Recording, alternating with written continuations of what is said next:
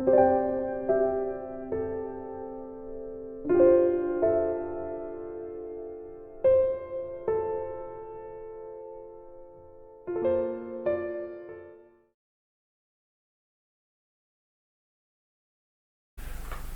was reflecting on Psalm 77, the psalm set for this, the third Sunday after Pentecost.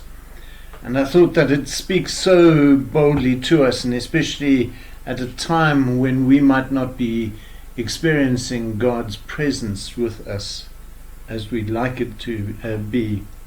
So let me read to you the psalm, or the parts of the psalm which are in the lectionary, and I'd like to share a few thoughts on this afterwards. We read from verse 1 and 2, and then we skip to 11 and read from there to verse 20. I call to my God, I cry out toward him. I call to my God, and surely he will answer. In the day of my distress I seek the Lord. I stretch out my hands to him by night. My soul is poured out without ceasing. It refuses all comfort. I will declare the mighty acts of the Lord. I will call to mind your wonders of old. I will think on all that you have done and meditate upon your works. Your way, O God, is holy. Who is so great a God as our God? You are the God that works wonders. You made known your power among the nations. By your mighty arm you redeemed your people, the children of Jacob and Joseph. The waters saw you, O God, the waters saw you and were afraid. The depths also were troubled. The clouds poured out water, the heavens spoke, and your arrows darted forth. The voice of the thunderstorm is heard in the whirlwind. Your lightnings lit the world. The earth shuddered and quaked. Your way was in the sea, your path in the great waters, and your footsteps were not seen. You led your people like sheep by the hand of Moses and Aaron. As I read this psalm, I thought to myself of a conversation I had with somebody just recently who bewailed the fact that they had lost their faith, that because of circumstances beyond their control, they had found that the absence of a sense of feeling of God present in them had left them dry and empty, and they no longer believe as they did before. And I found that very sad. I found that difficult to understand in my own life, because as a person of faith, I almost take for granted that God is here, his Spirit is with us, and yet I have to understand that for some people this is a very different situation. And perhaps you might be feeling too, where is this God who we proclaim? Where is this God who is supposed to be so mighty and so great, whose Spirit is supposed to be with us, and yet we don't see him? We seem to only feel that God is absent, that God doesn't hear us. We don't have that feeling that God is nearby. And this is what the psalmist was saying. He was bewailing the fact that he had not heard from God. He was feeling alone and desolate. And yet, rather than give up on God, he does something quite extraordinary. He turns the whole thing around and he says, no, I'm not going to do that.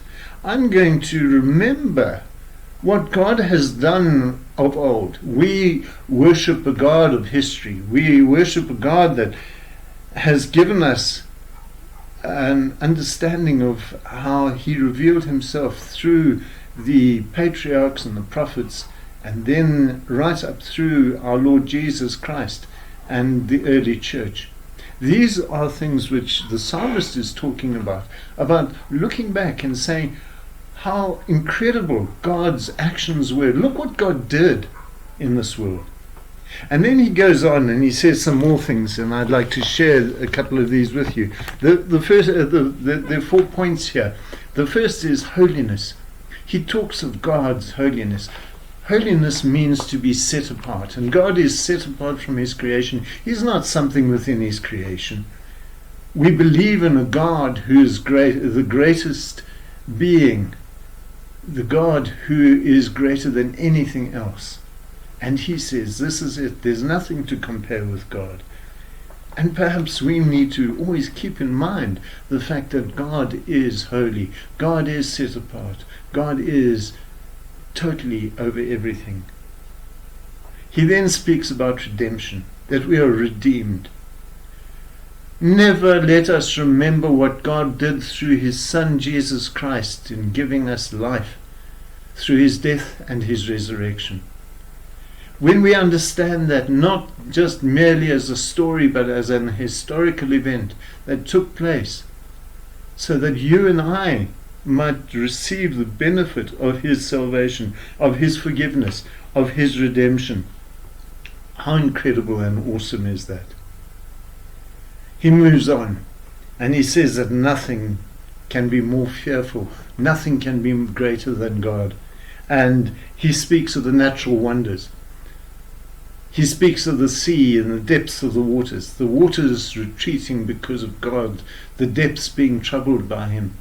He speaks of the thunder and lightning and those things in the world that we cannot control, that really manifest to us just the power of God's creation.